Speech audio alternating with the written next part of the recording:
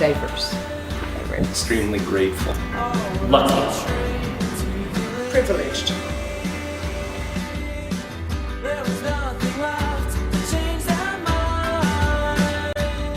Usually, the only time I don't like it is if someone has a problem, something they don't like, whether it's a student, a parent, or a teacher, and doesn't come and talk to me about it. That I find would be a lack of respect. But when they do come and we can solve problems together, it's great. Yes, the answer is yes. I think in anything you do, you're only going to get respect if you give respect. So I feel like I treat everybody the same, students, adults, everybody. Really? So. For the most part, yes. And respect, like so many things, is usually reciprocal. So if you respect the young people you work with, and invariably most young people will respect you as in turn. So I find, yeah, it's not really an issue. Yes, overwhelmingly. From teachers and from students and from all staff, not just teachers.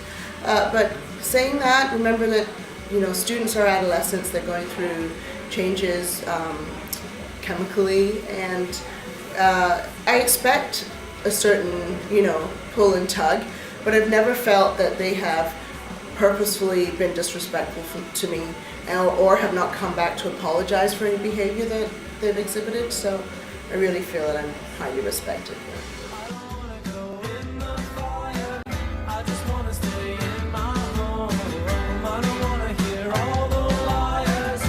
I have none whatsoever. This is the most challenging thing I've ever done. I think a lot of the kids are really into the courses we do, and they really want to do it and do lots of work, but other kids just want to do nothing.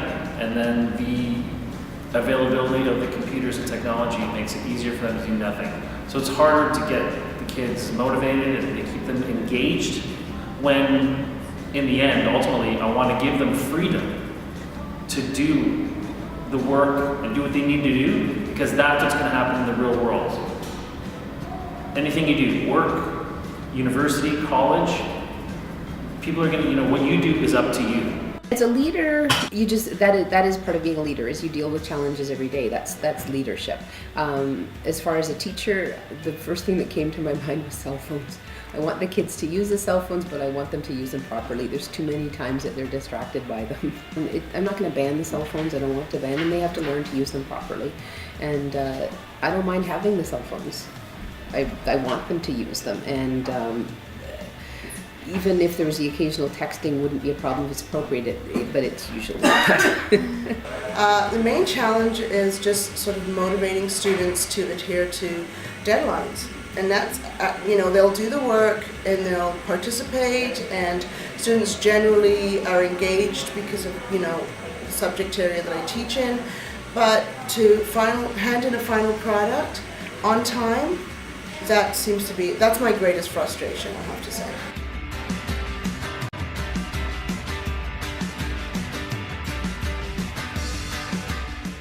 Teenagers are fun. Everything's different, every day is different, and you never quite know what to expect, and it's a great job. I think with high schoolers, well, for one, when I went to high school, I wasn't a good student, and I didn't really enjoy it there. So now it's really great being here because it's so much fun, and I think a lot of people around have fun and enjoy it, so it's so great. And I think I couldn't be like a middle school teacher, because students at this age are like people. They're like actual people, and they're intelligent and can hold good conversations and have awesome ideas and are really talented. So it's just a pleasure. Oh my gosh, because they change all the time and they keep me sort of fresh and on my toes. And so that has been really, when I say that I feel privileged, it's because I work with young people who, you hear so many negative stereotypes about how young people don't contribute, they're lazy. They're great people. They may be lazy with regards to their schoolwork or not as engaged sometimes, but I find that generally, they renew my faith in possibilities of change and, getting better.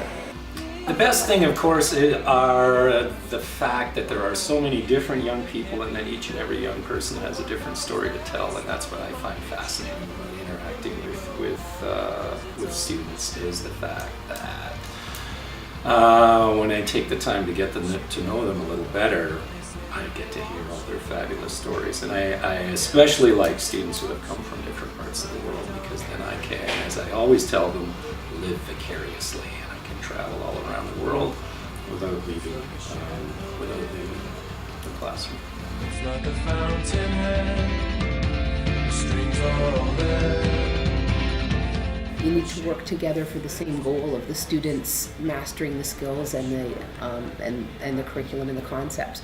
But the relationship part, I think, is a bonus. You want to have respect and mutual respect, but friends, it doesn't really contribute to the learning of the skills and the curriculum. Well, yeah, like, I don't know about close, like, you know what I mean? I think it's important to be, I like to be warm in any relationship I'm in, really. I don't see why not. We can't be kind to each other and friendly, and yes, I like to know things about the students, and yes, I do think it's important. Yeah, I think there has to be a connection there. Because if you don't like me and I don't like you, then there's not going to be a lot of success there, I think. I don't know if it's the key, but I think it certainly helps for the most part. I think most young people, and I think most people, appreciate a personal connection. And with something as important as education, I think, yeah, it probably is very important. But I think you can also, if you're more introverted, I think you can probably also be very successful at school without forming a closer personal bond. And a close relationship means you're going to be connected to them. You have to care about not just their academic well-being, but also their mental and emotional well-being. Otherwise, they could be sitting in your class appearing to be doing well, but really, if they're not doing well in an all-round sort of way, then we're not really doing our job, I think. Yeah, it's challenging, but I think it's very important that we have a connection with our students. It's done. You're only left with what you paid. I think that, we're given a lot of, I think teachers aren't lucky enough to realize the autonomy we're given. So we have a lot of autonomy in dealing with students one-on-one. I've never taken a student down in the office. Really. So there's nothing about that would change, because it's not going to change how I deal one-to-one with a student. I don't really know. I think we're pretty fortunate here at Westdale.